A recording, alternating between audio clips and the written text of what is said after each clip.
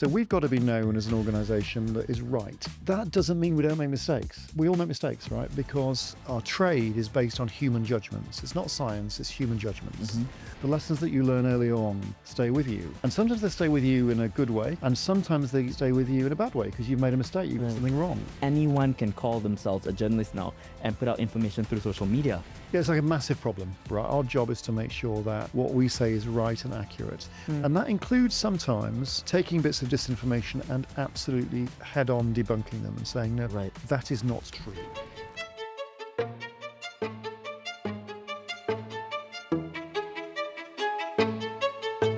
In this episode of Life Confessions, I'm speaking to someone that I hope I grow up to become. A real journalist. Jonathan Munro, he is the director of BBC Global. Thank you so much for joining us. It's great to be here. Thanks for having me. How does it feel to be the person that's on the other side of the questions? Normally, you're the one that asks the questions, right? It's a bit weird. Yeah. But it'll be fun because we're going to talk about some things that are close to my heart. Absolutely. And I'm looking forward to having that conversation. But normally I'm asking the questions either of our own journalists or of people who want jobs with the BBC or whatever. So it's a bit of a tables turned. I love this. This is what I love the most, actually, about that. Excellent. Let's do it. Because we're going to start with finding out more about your early career, right?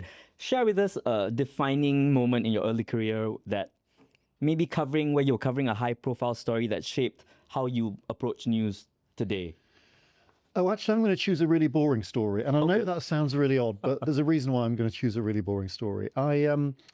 I started life like most journalists do, doing some really basic things. And one of them is doing what we call a doorstep, which is standing outside a building all day long, waiting for someone to come or go to ask questions of them. And I was given a job doorstepping a meeting of some sort back in the 1980s when I first started. And I thought, well, this is going to be okay because I'm going to work with a camera crew who are really, really experienced. They've done the Vietnam War, they've done civil wars in Africa, they've done Northern Ireland, all the trouble spots that I grew up looking at on TV. So I'm going to spend the day hearing their stories. Right. So I climbed into the back of the car, which in those days was full of cigarette fumes because that was the nature of journalism on the road. Then everybody smoked. That was life, right? And the first thing this cameraman said to me is, leave the industry before it's too late. The golden era's over. It's all gone, right? Get out now. And I was so depressed by that. And one of the reasons I was so depressed was because, and this is the lesson I took away from it, it's no one's right to tell you that the golden era is over. The golden era is whenever your career is going well, when you feel like you're doing things that are satisfying or helpful, or you're having fun, or you're having more good days than bad days. That's a golden era, and everyone's got their own. And if you're lucky enough, it might go on for a while. And if you're really lucky, you might have more than one golden era in your career. Right. So I kind of went away from that thinking, I will never say that to anyone. I will never tell anyone that I had the best of it and they're too late. Because it's so self-defeating. So I've no idea what the news story was, but that sticks in my mind. That is going to stay with me because I hear that now because I work on radio and I literally hear that all the time, saying that the golden age of radio is over. See, it's rubbish, isn't it? I need this. It's rubbish. Because, people listen differently. They listen through their smartphones, through their computers, whatever. It's not the same as it was years ago, but nothing's the same as it was years ago. And radio's brilliant. I take radio away with me all the time. It might be downloaded radio, podcasts, that kind of stuff, but it's all audio, information, news, comment, drama, sport. Right. And, when I was at the airport coming over here, I was listening to the French Open tennis final. It was absolutely brilliant. And I like my sport. But listening to that on the radio was absolutely brilliant. It's just as good now as it was 20 years ago, 40 years ago, whenever radio was invented. And this will be the clip that I will play on the radio show as well. Great. Now, what challenges did you face moving from regional reporting to international affairs? And how did that shape your leadership today? The ground rules are the same. It doesn't matter whether you're doing a local story, a regional story, a national story, a global story. The ground rules are the same. You've got to find the facts. You've got to talk to enough people to make sure that you've got a broad range of opinions, perspectives, and views.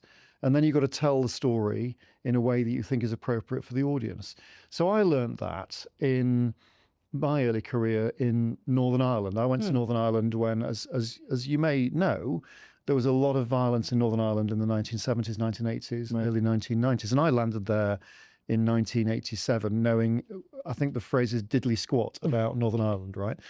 But you learnt a lot on the job because every day was a new challenge, partly because I didn't know that much, but it was about humanity and politics and accuracy, and it was about crime, and it was about society, and it was about division and polarization and all those things. And loads of stories have got those qualities. And so you might learn it on a street corner in Belfast, but then the same rule applies whether you're in Washington or Moscow or somewhere in the middle of a famine in Africa. You know, I've done all those stories, and the lessons that you learn early on stay with you. Yeah. And sometimes they stay with you in a good way because you've done something that you think, you know what, I've improved my skills. And sometimes they stay with you in a bad way because you've made a mistake, you've got something wrong, and you don't do it again, right? Yeah. So it doesn't matter where you start. The qualities that you need stay the same pretty much, just the circumstances differ. Right. You have a wealth of experience. Looking back, is there a story you covered early on that you feel maybe didn't get enough attention at the time, but taught you something critical about news judgment? Similar to what you've actually already shared, actually. I guess, well, look, let me put it this way. I think generations in future will look back at my generation in journalism, and they will ask a pretty difficult question, which is, when did you actually wake up to the fact the climate was changing around us, that the planet was warming? Yeah. And when was the first time you did a story about it? And why didn't you do more? And so I've thought about that a lot, because one of the things I did in my previous job at the BBC was to overhaul the way we cover climate. And we created a new job called a climate editor, and we put various reporters and producers to support him reporting on the story. And the reason why I think it's been really difficult for news journalists, myself included, is that journalists like to have a new top line. Something's happened today that makes the story different from yesterday. Right. And we see that when we consume news now, you have the top line. You know, what's the headline? An editor of mine used to say, what's the bong? The bong is the bit that sits in the top of the program between the chimes of Big Ben that we used to use as a sort of signature for the top of the news. What's the bong? And basically what he meant was, what's the story if you're trying to tell it in 12 or 15 words? Right. So climate change is really hard for that, because nothing's happening today that didn't happen yesterday or the day before. It's a really slow, evolving thing. Yeah. It's really serious. Well, so important. So important, right? It's a glacial pace. Correct. So for news, you're thinking to yourself, well, that story that's being offered about climate change, it could be the same story that we do tomorrow, or we might save it for a quiet day next week. I'll tell you what we'll do today. We'll run a story that's actually changed today. And you end up, of course, not doing enough on it. That's just the nature of the beast, right? Yeah. So, and I think that's probably our generational failing as journalists, is not doing enough stories about this existential threat. Well, you make an amazing point there, because it seems to be the case also that, like, for example, climate change is one of those issues that is discussed a lot and yet not enough at the same time. It's odd that for something that is literally threatening us as humanity, right? And yet we're still not breaking through to the people who matter most, and the changes aren't happening fast enough. And combating disinformation is another issue as well, because as much as you put out good news or real news, there's as much access now to information that is incorrect, because anyone can call themselves a journalist now and put out information through social media. How does BBC monitoring work with the newsroom to flag disinformation? Yeah, it's like a massive problem, right? There's disinformation everywhere you look. You open your phone or your tablet, you'll find disinformation, and you won't necessarily be able to tell what is disinformation and what is fact. Yeah. So our job is to shed light on that, to sort of disinfect the disinformation. And I take it really seriously. We take it really seriously. Even just recently, not too far from this part of the world, that massive earthquake in Myanmar, and the internet within hours is flooded with videos which are fake. They're either AI generated or they're taken from other parts of the world. And therefore, people are being given the wrong information and they're making decisions based on the wrong information. We had the same thing also recently in the Kashmir conflict, where a bit of video which was said to show Pakistani action against the Indians was actually taken from Beirut several years earlier. So we used our technology, basically reading the metadata on the video. That's the sort of embedded data that comes with video to prove where it was filmed and when it was filmed. Because every bit of video has a sort of fingerprint on it. But if you know what you're looking for, you can find that information out. So you can disprove. Now, in the case of the Pakistani explosion, there was a motive that somebody had to make that false video. It was a motive that appeared to show the Pakistanis were the aggressors. Now, you can take your own view about who was right and wrong in Kashmir. I'm not going to make a judgment about that. That's up to people to decide. But in order to decide, they've got to have the facts, right? They've got to know what's actually happened. So it's about making sure that when you come to the BBC, we've used all of that verification, and we actually have a brand called BBC Verify to make sure that people know that when they see things with that brand on, it's been through that fact-checking process.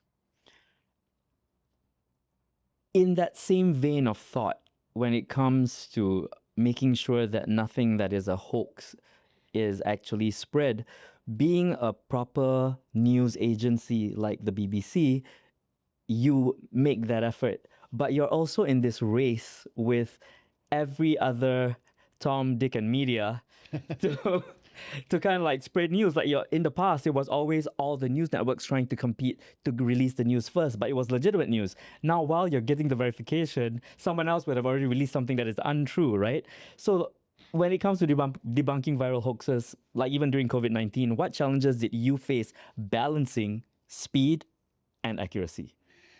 So if it's a choice between speed and accuracy, there's only one winner, and that's accuracy, right? Or to put it another way that I prefer, it's better to be right than to be first, right? If you're first and wrong, that's catastrophically damaging for your own reputation. Putting aside the damage you might have done by, spreading false information in the first place. So we've got to be known as an organization that is right. That doesn't mean we don't make mistakes. We all make mistakes, right? Because our trade is based on human judgments. It's not science, it's human judgments. And therefore you make mistakes in your coverage of any story at any time. It's just inevitable. So that the trick there is to be honest about the mistakes and to correct them as soon as you can. And if it's appropriate, to apologize for them and to be really clear. Not making mistakes is an aspiration, but it's never going to be a matter of sort of purity. You can't deliver something based on human judgment, which is pure in that way.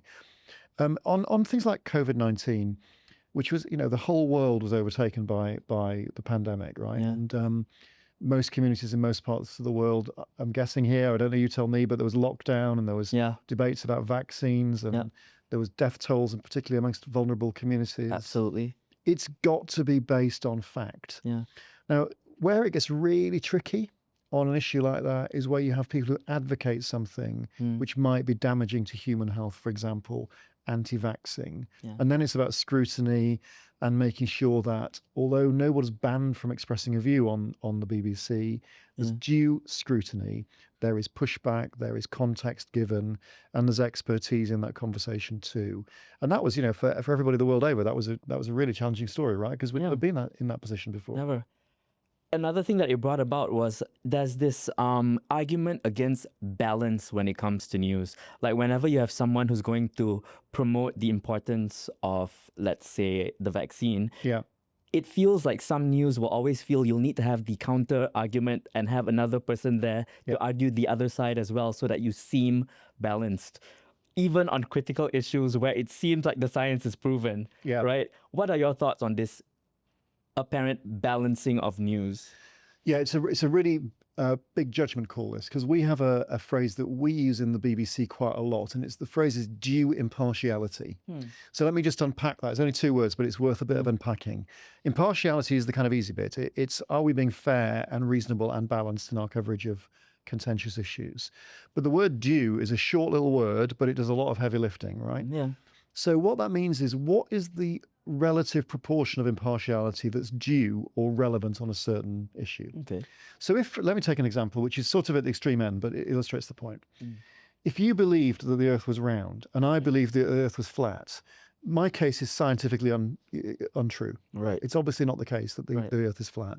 So you don't have to balance your opinion with my opinion on every discussion we have about what shape the planet Earth is. We know what shape it is, right? So the due impartiality there is pretty much nil. You don't have to hear from me because what I'm saying is nonsense, proven nonsense.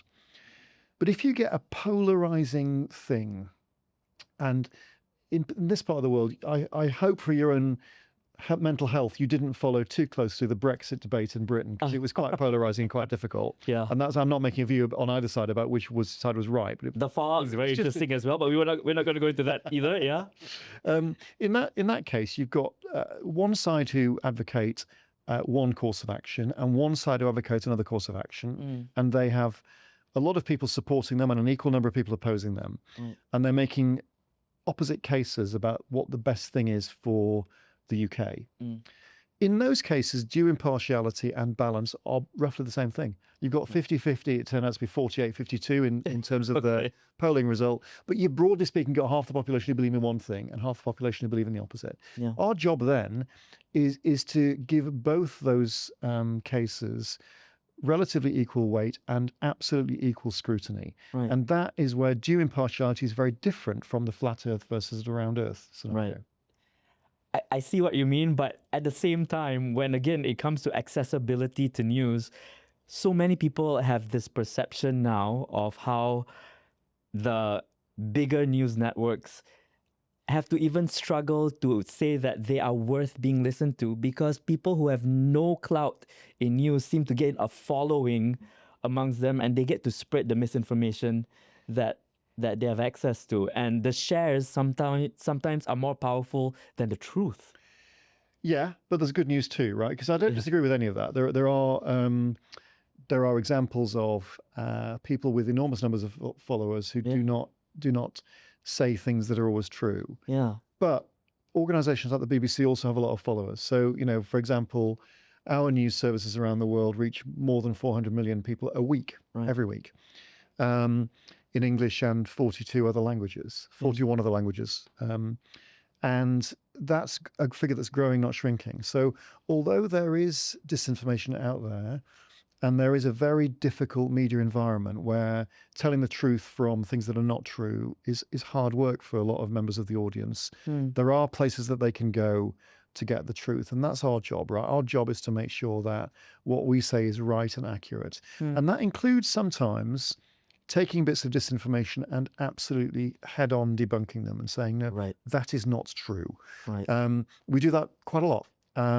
And we don't get a lot of praise for it from those people we're debunking because it doesn't help them. But on the other hand, it's an important service to the audience just to make sure that we are saying to them, this particular person has said X or Y, actually that is not the truth, or it's not the full truth, or it's been taken out of context, or whatever we feel the right framing is. Because ultimately, it's up to news organizations who do believe in the impartial truth. There are lots of organizations around the world who hold similar values to ours, and we support and work with many of them. It's up to all of us to recognize that there's a challenge here. And the challenge has got to be met. Otherwise, we're going to lose the battle. And the pursuit of truth is a battle that's on, right? It's a battle that's on, and we've got to fight it. Do you find that the audience, the readers, the listeners, the viewers now, are they more informed as they were compared to the past, or are they less informed when it comes to consuming news? I think people are pretty well informed, but the division between knowing what's true and not true is really hard. Information and news is so widely available. Anybody with a smartphone has got it at their fingertips, and that wasn't the case when I was growing up. People didn't have a smartphone. I had a first mobile phone, at the end of the 1980s, early 90s, or whatever it was. It made phone calls, and if I was lucky, I could use it to make a text message. So, people will listen to that now and think, really? But yeah, that's what it was like. Yeah. There was no opportunity to hear other people's views. And all of that can be a good thing, right? Getting a whole load of information at your fingertips can be a really good thing. You can search instantly for opinions, perspectives on an issue that's on your mind and find out a lot. And it's in the palm of your hand. So information is is out there, and our job is to make sure that we're shining a light on the true bits of that. And of course, digital maturity is growing all the time. There are parts of the world where the ability to have, a smartphone and a broadband and data package is still an aspiration. It's not actually part of real life yet, but they are diminishing parts of the world. And the advancement of the information age is really established in almost all parts of the inhabited world, and it's real life. We've got to live with it, right? There are upsides and downsides to everything in life, and our job is to adapt what we do to that new environment and not try and recreate something that's actually 10 years old, because it's not going to work. Right. I need to make sure that that one uncle of mine who believes in the flat Earth and the vaccine that's actually apparently tagged him to a satellite listens to this. Tell him to listen to the BBC World Service. It's all there for him. Right, definitely. How does the BBC work with local outlets? Actually, this is interesting, right? When it comes to low press freedom areas, how does the BBC work with local outlets, freelancers, to gain news in these regions to ensure coverage and safety as well? Super important, this. We work with newsrooms and freelancers all over the world. So we're really lucky in the way that we are structured, and that we've got a lot of journalists all over the world, 70 or so countries with resident BBC journalists in them.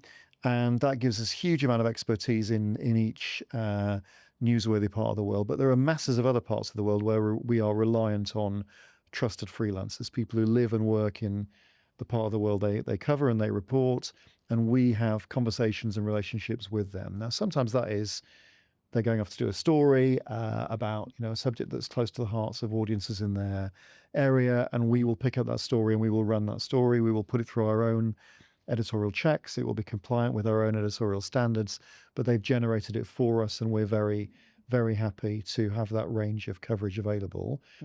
Partners are really important. So it might be stations who have broadcasting platforms in lots of countries who take programs from us. They might be news bulletins or interview programs or sports coverage or whatever it might be. And an awful lot of our audience comes from partner broadcasters. And then there's also individuals who are just on the ground somewhere, who are at the scene of a story.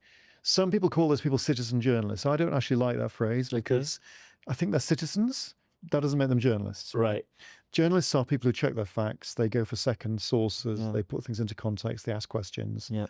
But those people, just because I don't use that phrase doesn't make them really important. They are really important, but they're providing us with evidence. So they're kind of video witnesses because they've got a smartphone. Almost like Vox Pops. Kind of, but they're on the scene of something that's happened. Right. And they can provide empirical evidence that we can use, and it can be part of the picture that we piece together about the sequence of events on a breaking story. Because let's face it, if something really bad happens, the chances of a professional journalist being on the right street corner at the right time for something really random are pretty limited, right? But the chance of someone being there who's got a smartphone, that's really quite enormously high. There are very few events that happened which happen nowadays which aren't filmed by somebody. Right. So those relationships are really key too.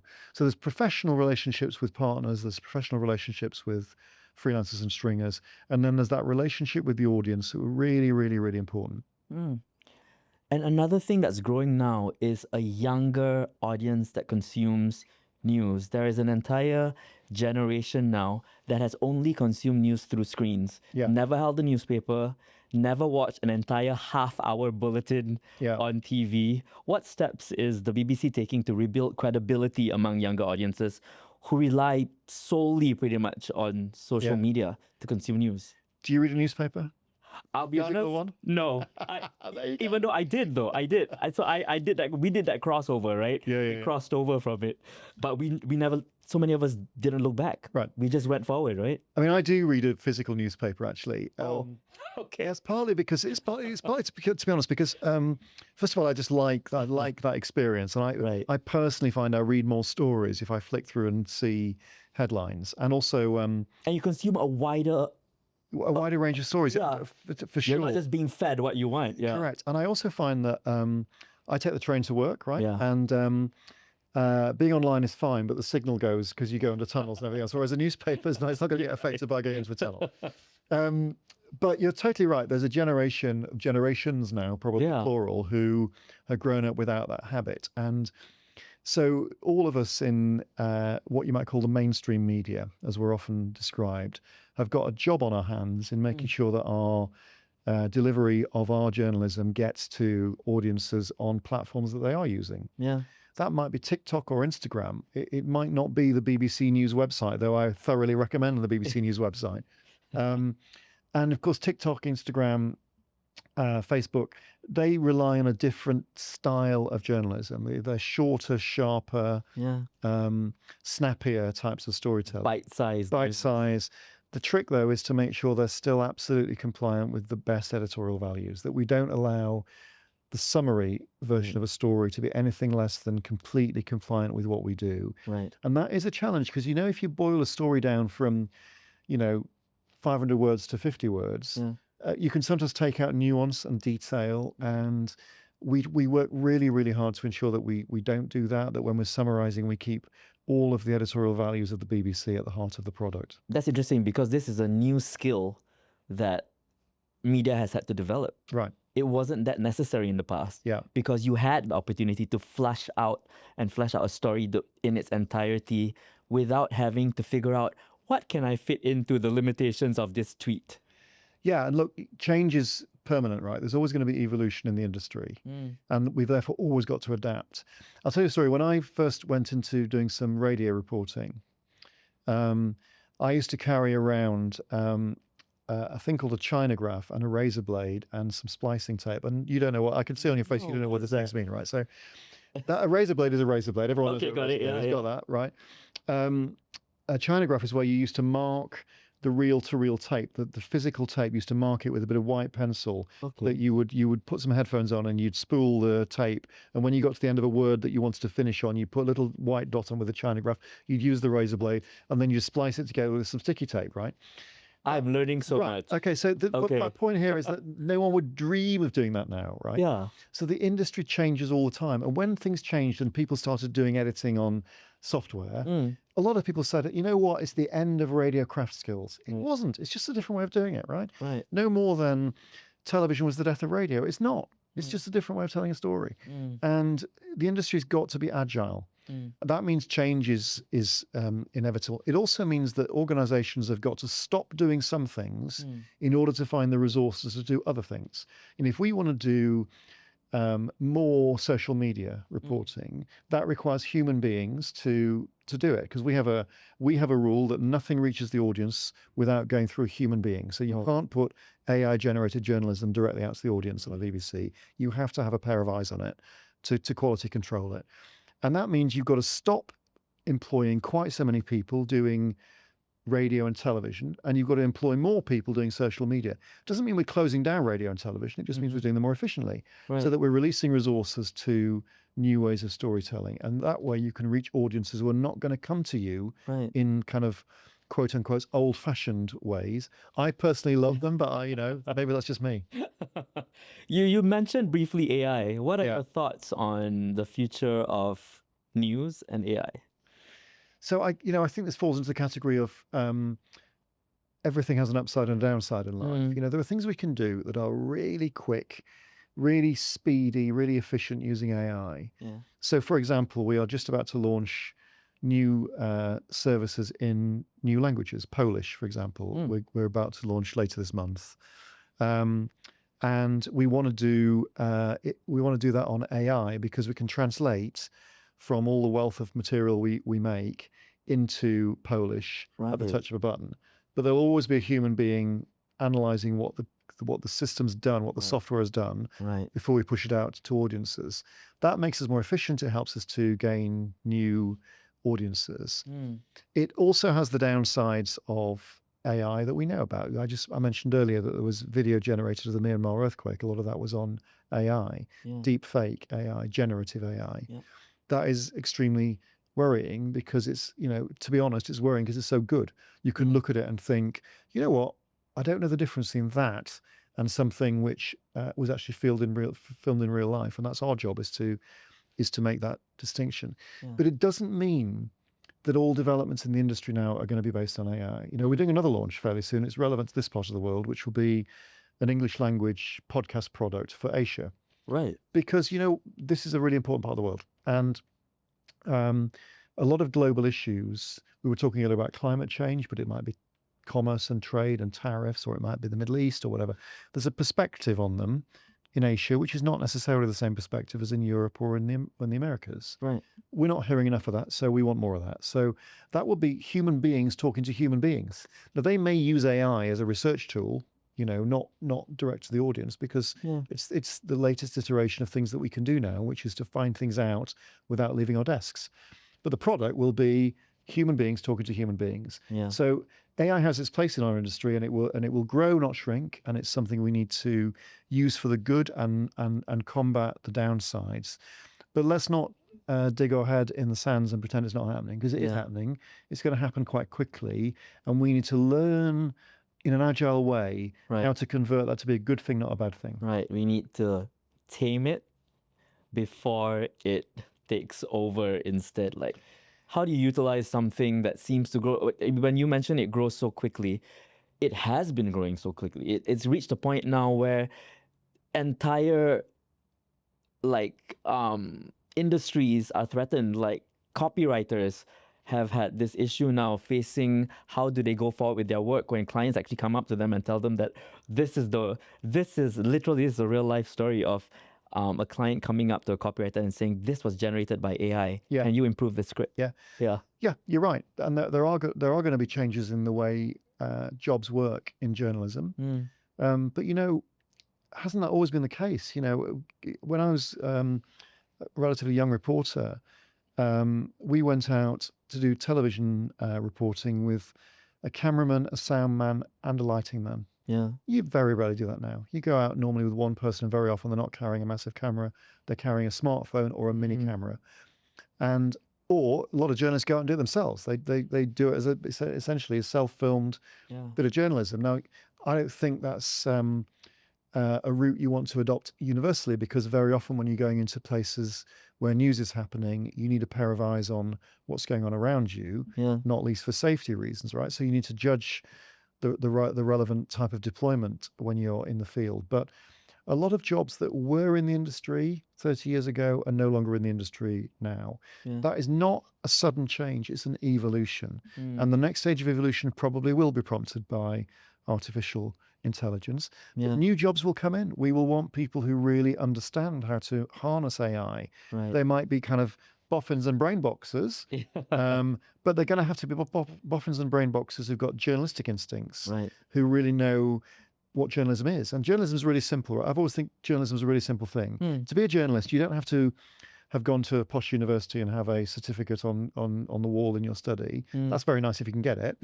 But actually, you need to do two things. You need to be nosy, and you need to be a good communicator, right? So nosy, so you ask the right questions, like you are, and a good communicator, so you can tell the story that you've found out by asking the right questions. So to me, a journalist has got to be a nosy, good communicator. And if nosy, good communicators are happy in their work being supported by AI, great. It's when the AI begins to overtake us that we've got a problem, and that's what we need to be very, very cautious about. Right. I feel like every one of my neighbors could be a journalist at this point. Yeah. Very nosy. The good communicators. Questions. Great. Yeah. Sign them up. Now, when deciding which stories to prioritize for the BBC's global output, what criteria or instincts guide you in selecting news that resonates across diverse audiences, especially at a time like this year, this time particularly, there's so much going on. Yeah, there is. And a lot of it's quite depressing, isn't it? Yeah, like you want to know everything at this point. Yeah, you do. And people do need a broad range, and I think that's really important. One of the areas that concerns me about news provision is that globally, far more men consume news than women. And that shouldn't be the case, right?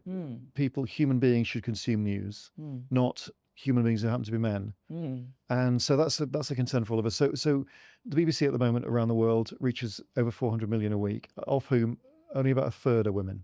Right. Now, it should be half and half, right? On logic, it should be half and half. I'm surprised by this. Right. Yeah, I didn't know this. So there's all sorts of societal reasons behind this, but one of them is that in parts of the world which are still developing, digitally in particular, and are not necessarily very well developed economies, access to devices and broadband packages tends to be more a male provision than a female provision in lots of parts of the world.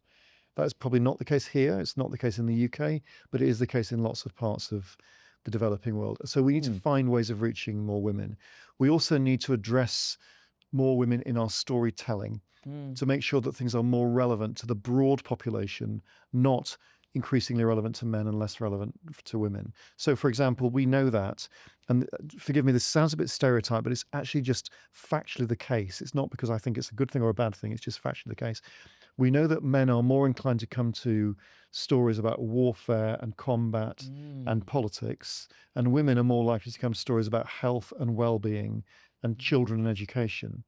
So all those stories are important, right? Everything I've just said is a genre of stories that's really important. Right. We talked about COVID-19 earlier. Health is an existential issue to all of us, whether you're male or female. So we need to balance our portfolio of stories so that we're telling stories that matter to everyone. Right. And over time, we want the ratio of men and women who are coming to us, or, boys and girls as well, to be more even. And that requires us to change the way we tell some stories.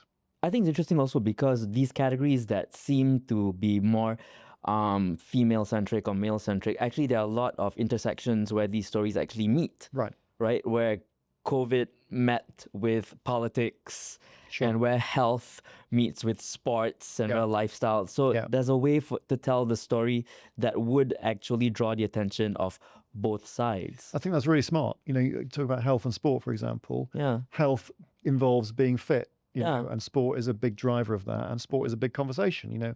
When I walked through your reception here half an hour ago, the video on the wall was a English Premier League match. Yes. All right. So we talk a lot about sport and the importance that sport can bring, but we must make sure that it's not sport that appeals more to males than females. It's got to be part of the conversation that the whole community can have, and that's not the kind of resting place of most sports journalism. The resting place of most sports journalism is who's been selected for which squad, and and actually that's quite exclusive. It's really interesting if you really want to follow your club, but it's not particularly involving if you don't.